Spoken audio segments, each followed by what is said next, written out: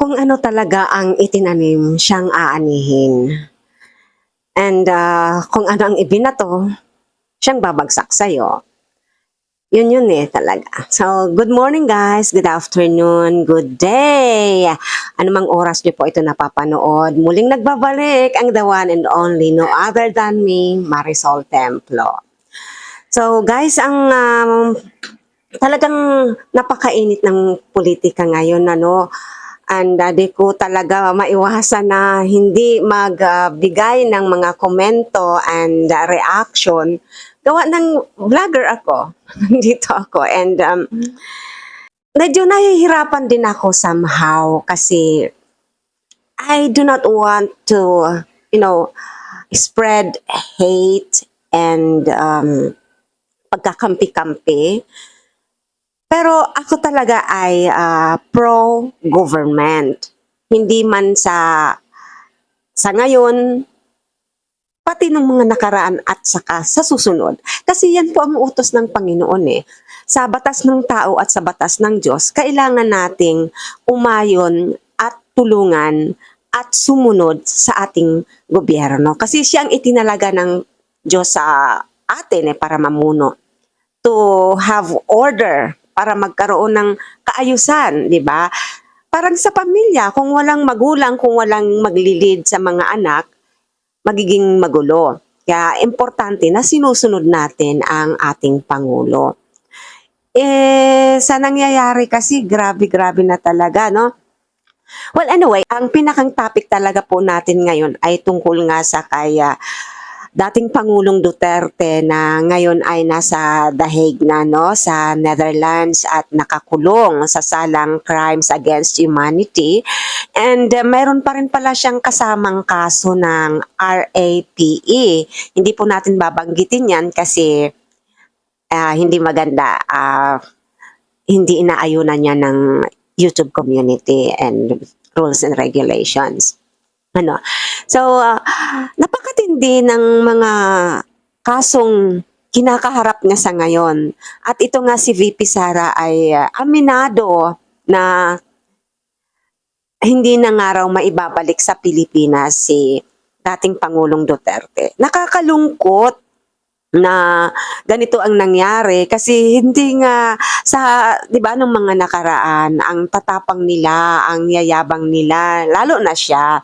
'Di ba, nandun yung sisipain daw niya ang ICC pag dumating, na pinapamadali pa niya. Ayan, agad-agad na, halika na, hulihin niyo na ako. Sisipain pa daw niya. So, ito nga nang mangyari, nagmukha siyang kaawa-awa at yung mga, 'di ba, yung mga naniniwala na hindi darating ang ICC, na hindi nga siya huhulihin or aarestuhin, ay ngayon ay natameme na sila at iba na naman ang kanilang sinasabi, 'di ba? Yung ang tibay ng paniniwala nila noon na tumatawa pa sila na hindi mangyayari yan. Pero ito nga po, mga minamahal kong manunood, na ang lahat ay legal po ayon sa Constitution at ayon sa rules and regulations ng ICC. Kasi nangyari po kasi ang krimen ay 2011 to 2019, which is before na makawala tayo sa ICC, no? Before na mapawalang visa yung membership ng Pilipinas sa ICC, ay may nakapag-file na. Yun nga po si Trillanes, ano po. At wala namang kasalanan dito si BBM. Excuse me. Kasi na-file yan even before na makaupo bilang Pangulo si BBM, di ba? So bakit sinisisi nyo ang ating Pangulo?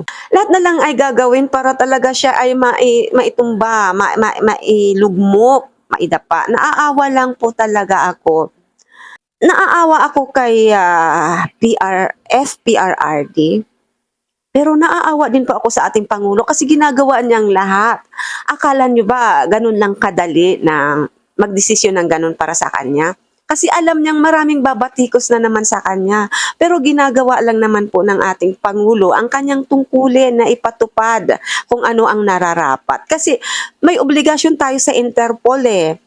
Sa ICC, hindi na po tayo connected, hindi na tayo member. Pero sa Interpol, ay connected po tayo. And it so happened na ang ICC ay inutusan or inatasan ang Interpol na hulihin na nga si FPRRD. At yun nga po, nasa dahig na siya.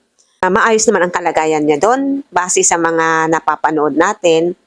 Hindi naman siya napapabayaan, nabibigyan naman siya ng medical na attention at maayos naman yung kanyang kalagayan doon, yung kanyang kulungan, ano. And mabuti nga siya nabigyan ng due process.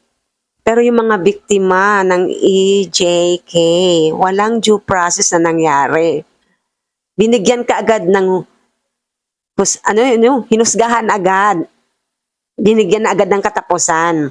So, ayun talaga ang nakakalungkot dyan. So, kahit ano pa siguro ang gawin natin sa ngayon, kahit ano pang mga hearing-hearing ang ginagawa sa Senado na pinapangunahan ni Amy Marcos, na kapatid mismo ni PBBM, I believe na wala na rin pong saysay. Kasi tapos na nandun na para ano pa, di ba?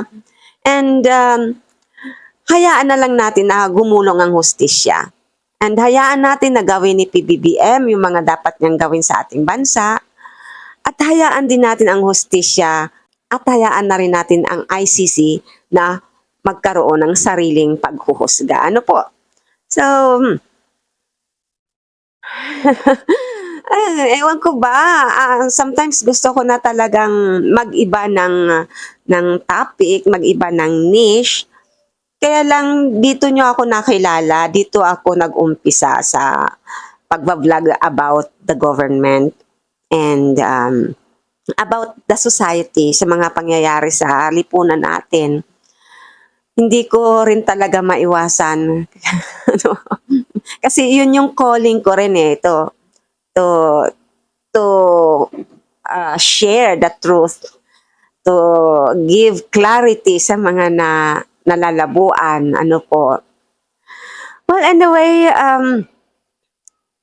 maraming salamat po sa mga patuloy na sumusuporta sa aking channel.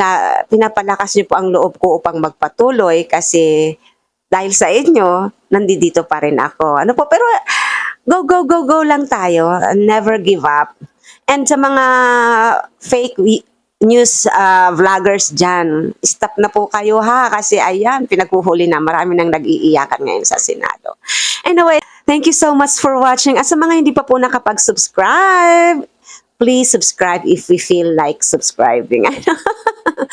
Thank you so much. Like and share also and comment down your opinion and your feelings. God bless you all po and see you in my next vlog. Thank you.